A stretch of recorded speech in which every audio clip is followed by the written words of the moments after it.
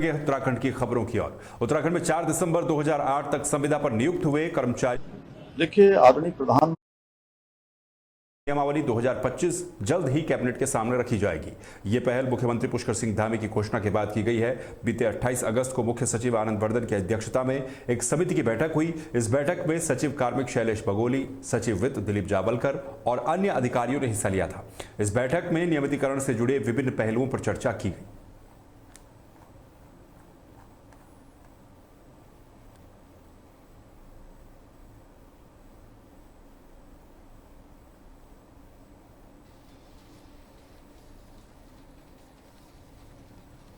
कांग्रेस के प्रदेश उपाध्यक्ष सूर्यकांत धस्माना ने सरकार पर हमला बोलते हुए मसूरी स्थित जॉर्ज एवरेस्ट पार्क के आवंटन को प्रदेश का सबसे लगाया कि 142 एकड़ की बेशकीमती जमीन बाबा रामदेव के सहयोगी बालकृष्ण को मात्र 1 करोड़ रुपए में 15 साल के लिए लीज पर दे दी, कि पूरी तरह से गलत है। कांग्रेस ने इस आवंटन प्रक्रिया को फर्जी करार देते हुए इस मामले की हाईकोर्ट के सिटिंग जज की निगरानी में सीबीआई से जांच करवाने की मांग की है। इस मुद्दे को लेकर कांग्रेस ने रविवार को प्रदेशव्यापी पुतला दहन का कार्यक्रम भी घोषित किया है। देखिए, आज 3 मुख्य विषयों पर मैं आपसे बातचीत करने आया था। पहला विषय है, पूरे देश के अंदर राहुल गांधी जी ने जो खुलासा किया है वोट चोरी का, उसके खिलाफ पूरे देश में अभियान चला रहे हैं। वोट चोरी बंद हो देश में, इसके लिए राष्ट्रव्यापी कांग्रेस जो अभियान चला रही है, उसका अब अगला चरण वोट चोरी के खिलाफ हस्ताक्षर अभियान 15 सितंबर से 15 अक्टूबर तक पूरे देश में 5 करोड़ हस्ताक्षर करवा करके चुनाव आयोग को सौंपे जाएंगे। हमारे प्रदेश में भी 15 सितंबर को राजधानी से लेकर के पूरे प्रदेश के सारे जनपदों में इस अभियान को शुरू किया जाएगा और उसके बाद 1 महीने बाद प्रदेश अध्यक्ष करण महाराज जी के नेतृत्व में, यशपाल जी के नेतृत्व में सारी सीनियर लीडरशिप इन सारे हस्ताक्षर वाले ज्ञापनों को राष्ट्रीय अध्यक्ष और राहुल गांधी जी को दिल्ली में सौंपेंगे। दूसरा मुद्दा, राज्य के अंदर बहुत बड़ा महाघोटाला हुआ है। राज्य बनने से लेकर अब तक 25 वर्षों का सबसे बड़ा घोटाला जॉर्ज एवरेस्ट का घोटाला है, जो पर्यटन विभाग के द्वारा जॉर्ज एवरेस्ट को स्वामी रामदेव के सबसे निकटस्थ बालकृष्ण को मात्र 1 करोड़ रुपए में दे दिया गया, वो भी गलत तरीके से टेंडरिंग करके। टेंडर में पार्टिसिपेट करने वाली सारी कंपनियां रामदेव जी के निकटस्थ बालकृष्ण की हैं, उनका सारे 99% हिस्सेदारी उसमें है। उसके खिलाफ हमने आंदोलन का निर्णय लिया है। 14 तारीख को, कल पूरे प्रदेश में 14 सितंबर को कांग्रेस के कार्यकर्ता राज्य की सरकार का इस घोटाले पर पुतला दहन करेंगे। इस मामले को हम छोड़ेंगे नहीं। भ्रष्टाचार के खिलाफ जो हमारी लड़ाई है वो जारी रहेगी और ये जब तक निरस्त नहीं हो जाता तब तक हम। देहरादून की ऑयल फील्ड उपकरण निर्माता कंपनी सारासाई प्राइवेट लिमिटेड को साल 2023-24 के लिए स्टार परफॉर्मर अवार्ड से सम्मानित किया गया। ये पुरस्कार जो 56वें राष्ट्रीय निर्यात उत्कृष्टता पुरस्कार समारोह में भारत की राष्ट्रपति श्रीमती द्रौपदी मुर्मू की गरिमामय उपस्थिति में दिया गया है। कंपनी के प्रबंध निदेशक सुमित धवन ने इस सम्मान पर गर्व व्यक्त करते हुए इसे कर्मचारियों की मेहनत और ग्राहकों के भरोसे का परिणाम बताया है। आपको बता दें कि 1980 में स्थापित ये कंपनी सौर ऊर्जा का उपयोग करती है और अमेरिकन पेट्रोलियम इंस्टीट्यूट से लाइसेंस प्राप्त दुनिया की सबसे पुरानी कंपनियों में से एक मानी जाती है। हमने इसमें जो सारा ने एक्सपोर्ट एक्सेलेंस अवार्ड लिया है फॉर एक्सपोर्ट कैटेगरी, जो माननीय प्रेसिडेंट ऑफ इंडिया जी ने हमें दिया है दिल्ली में for the year 23-24 for excellence in export. और तात्पर्य है कि जो हमारी टीम ने, हमारी कंपनी ने, हमारे सहयोगी ने हमें सम्मान से किया है, हमने इतनी मेहनत की कि आज हम इस घर तक पहुँच सके कि नेशनल अवार्ड हमारी कंपनी को मिला for the purposes of exports for the year 23-24 in that way. इसलिए हमने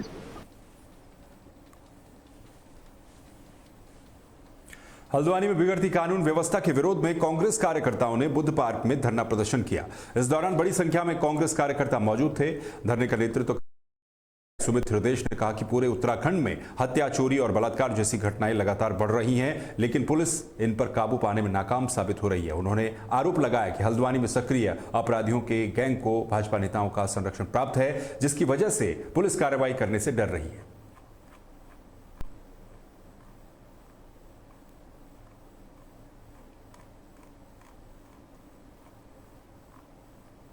पुकार है, समाज की चीख पुकार है, उनका दर्द है।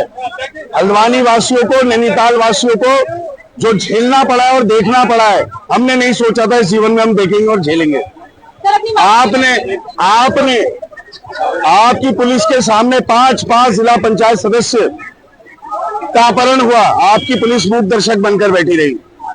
कांग्रेस हमेशा एक रहती है और इस समय जिस तरीके से पुलिस और प्रशासन नंगा नाच कर रहा है, उसके खिलाफ तो हम एक हैं, क्योंकि गरीब लोगों की जमीनों में कब्जे हो रहे हैं, किसान मारे जा रहे हैं, महिलाओं के संग अत्याचार हो रहे हैं। और ये हम नहीं कह रहे, अभी आपने एक रिपोर्ट देखी होगी महिला आयोग के संगठन की, उसमें क्या आया है। उसके अलावा एनसीआरबी की रिपोर्ट जो केंद्र सरकार का उपक्रम है, उसने तो पहले कह दिया कि 9 हिमालय राज्यों में उत्तराखंड महिला अपराध में पहले स्थान पर खड़ा है। आवानी बनफूलपुरा की घटना की तो उसमें 9 लोगों की जान चली गई और जो है 100 से ज्यादा लोगों के ऊपर मुकदमे हुए जो अभी भी जेल में हैं। लेकिन सरकार की नाकामी और सरकार की हठधर्मिता देखिए, एक भी अधिकारी जिसकी लापरवाही के कारण इतनी बड़ी घटना हुई, किसी के खिलाफ कार्रवाई नहीं हुई। उधम साहब को तत्काल जिला छोड़ देना चाहिए। अगर जरा भी उनके अंदर इंसानियत है, भारतीय प्रशासनिक सेवा जिसको कहते हैं, उसका अधिकारी कह रहा है एक विधायक से मैं दौड़ा आया। अरे आपने भारतीय प्रशासन की सेवा में जाकर यही कहा कि मैं दौड़ा चला है, आप कानून की रक्षा नहीं कर सकते। आप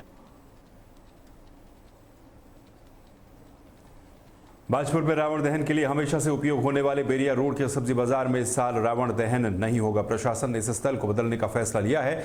इसके पीछे प्रशासन का कहना है कि सब्जी बाजार में जगह कम नियंत्रित करना काफी मुश्किल है। इस फैसले के बाद रामलीला कमेटी के अधिकारियों ने गहरी नाराजगी भी जताई है। कमेटी का कहना है कि जब तक कोई स्थायी समाधान नहीं मिलेगा, तब तक रावण दहन उसी पुराने स्थान पर किया जाएगा। माध्यमों से ये पता चला है कि जहाँ पर रावण दहन किया जाता है वो स्थान जो है वो सुरक्षा की दृष्टि से उपयुक्त नहीं है, तो उसी के क्रम में कहीं अन्यत्र रावण दहन की व्यवस्था कराए जाने के संबंध में आज निरीक्षण किया गया है, जिसके क्रम में अभी मंडी समिति में स्थान हमने देखा था और यहाँ पर ये जो इंटर कॉलेज का ग्राउंड है ये देखने में अभी यहाँ उपस्थित हूँ।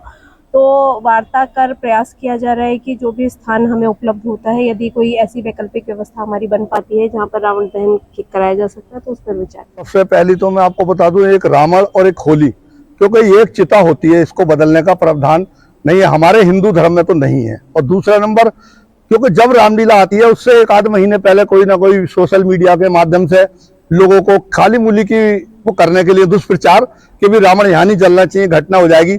मगर मैं प्रशासन से ये कहना चाहता हूँ भाई आप हमें लिखित में दो ना कि स्थायी समाधान दो, अस्थायी नहीं। पता लगा कल को आप कह रहे हो यहाँ, आज कल को बोर्ड आ गया, उन्होंने हमें ना लगा दिया भाई कि रावण का त्योहार है तो हम उसको कहाँ लेके घूमेंगे। तो भाई मेरा तो ये सीधा कहना है कि भाई प्रशासन अगर हमें स्थायी लिखित में समाधान दे तब तो ठीक है, और न वरना रावण का मेले का कार्यक्रम तो भाई साहब वही होगा। क्योंकि हर वर्ष, और मैं ये नहीं कह रहा हूँ, बाजपुर की जनता की आवाज जो भाई साहब जो लोग मेले से जुड़े होते हैं, जो 2 पैसे कमाने के उसमें आते हैं लोग, उन लोगों से पूछो कि भाई मेले का स्थल वहां होना चाहिए नहीं।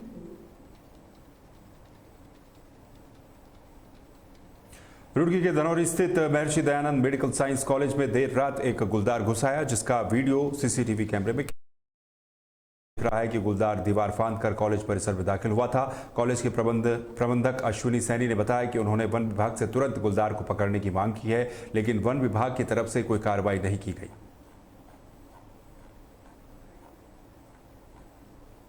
Dayanand medical science and research institute Dhanauri Jaswala road पर स्थित है। यहाँ करीब सुबह 3 बजे एक गुलदार बराबर के खेत से संस्थान कैंपस में एंटर करता है। वो संस्थान की जो बाउंड्री वाल है, उस बाउंड्री वाल पे पहले ऊपर आया, ऊपर पहले वही बाउंड्री वाल पर टहलता रहा और लगभग 10-5 मिनट के टहलने के बाद फिर वो अंदर स्कूल में एंटर कर गया। एंटर करने के बाद थोड़ी देर तक वो बाहर बैठा रहा। कॉलेज के लगभग जहाँ मेन बिल्डिंग है, मुख्य एकेडमिक ब्लॉक है, उसके पास काफ़ी देर तक वहीं इधर उधर घूमता रहा। घूमने के बाद वो पूरे कैंपस में ऐसा जानकारी हुई है। कई बार यहाँ पहले भी घटनाएं हुई हैं। पहले भी इस बार 2 गुलदार या जो भी ये बड़े जानवर हैं, लगभग ऐसा प्रतीत होता है कि एक वयस्क जो भी एक जानवर है वो उसी पुराने वाले के तरह ही जहाँ जहाँ मान लिया कि उन लोगों ने विचरण किया है कॉलेज में, वो घूमे हैं, कहाँ हैं, जैसे कि पूर्व से जानकारी है जानवर को भी कि कहाँ जाना है, कहाँ चौकीदार पड़ते हैं। चौकीदार अंदर लेटा हुआ था, चौकीदार को भी पूरा वॉच करा उसने कि कहाँ लेटा हुआ है, लेकिन चैनल गेट बाहर से बंद था इसलिए एंटर नहीं कर पाया। और फिर दूसरा चौकीदार हमारा जहाँ सोता था उस कमरे के पास गया, उस दरवाजे के पास भी जाकर उसने थोड़ा सा वॉचिंग करी है कि यहाँ कुछ है, लेकिन वहाँ कोई था नहीं उस समय।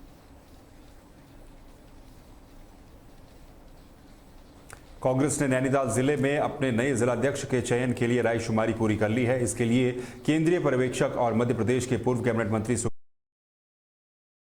सहगल ने लाल कुआं, हल्दूचौड़ और बिंदुखता में कार्यकर्ताओं के साथ एक कमरे में गोपनीय बैठकें की। सुखदेव पासे ने बताया कि संगठन सृजन अभियान के तहत पूरे देश में ये प्रक्रिया चल रही है। उन्होंने कहा कि उनका मकसद ऐसे नेता को चुनना है जो पार्टी के प्रति पूरी तरह से समर्पित हो, जिसमें नेतृत्व की क्षमता हो और जो कार्यकर्ताओं को साथ लेकर चले। साथ ही उन्होंने बीजेपी की धामी सरकार पर भी हमला बोला है। भारतीय कांग्रेस कमेटी के द्वारा संगठन सृजन का अभियान पूरे देश में चल रहा है। उसी तारतम्य में हम नैनीताल जिले के ऑब्जर्वर AICC के द्वारा नियुक्त किए गए हैं। लगातार 7 दिवसीय दौरा हमारा हर ब्लॉक में हुआ है। ब्लॉक, मंडल, सेक्टर के कार्यकर्ताओं से व्यक्तिगत और सार्वजनिक मीटिंग के माध्यम से उनकी राय शुमारी की गई है। निश्चित तौर पर संगठन सृजन के माध्यम से हमारे आदरणीय खड़गे जी, राहुल जी ने ये तय किया कि दिल्ली से कोई जिलाध्यक्ष नैनीताल का न बने।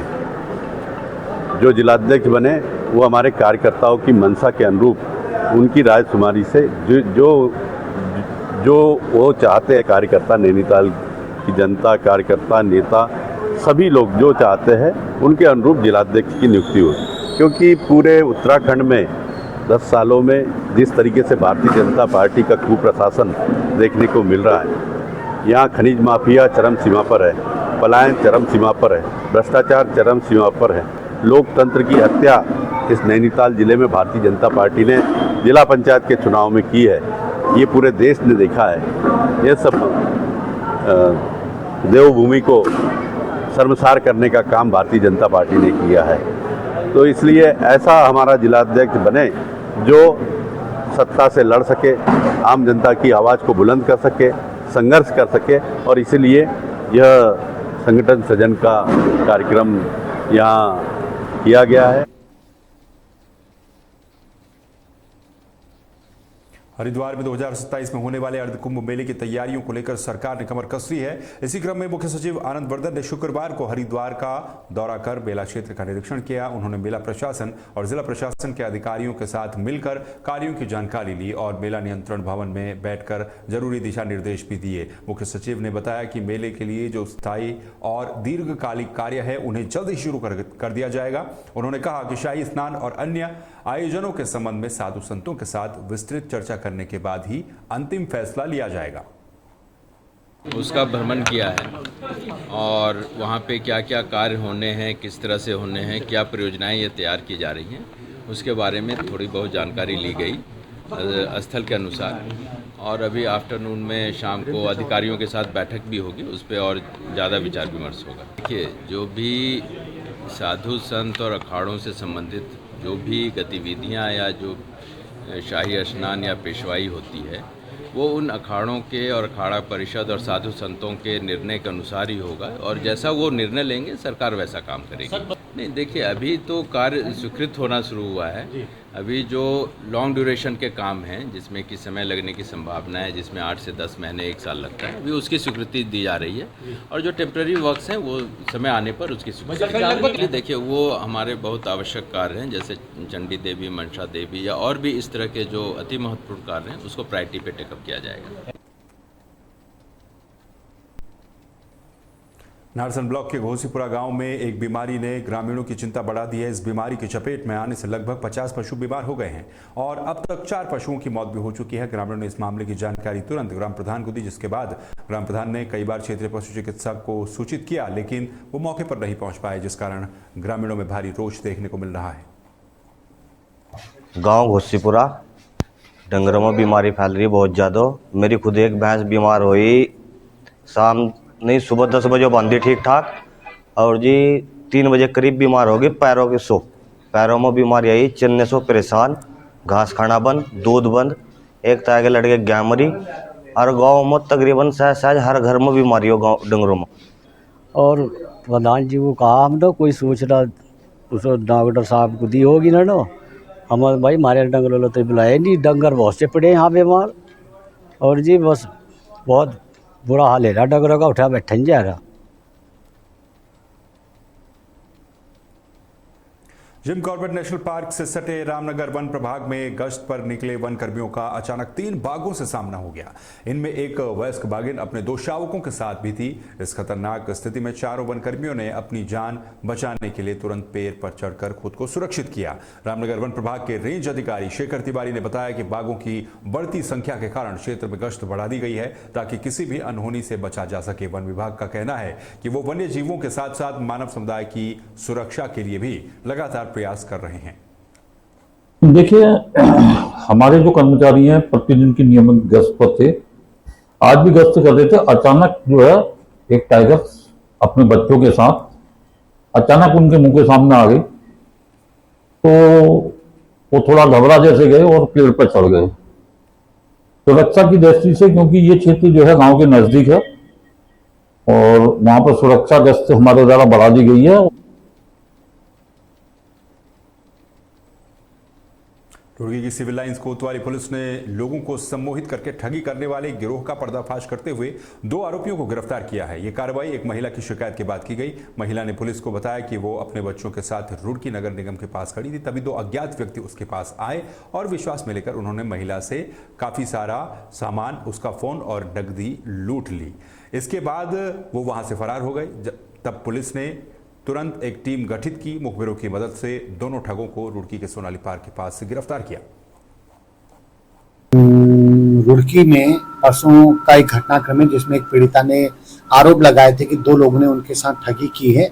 तो कल शाम हमने इमीडिएट उसमें मुकदमा दर्ज किया।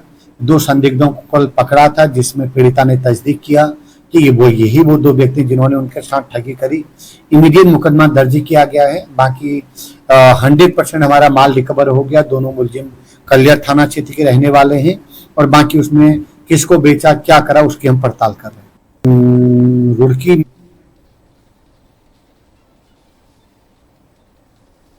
उत्तराखंड की खबरों में फिलहाल के लिए बस इतना ही। बाकी खबरों के लिए आप देखते रहिए तहलका डिजिटल। नमस्कार।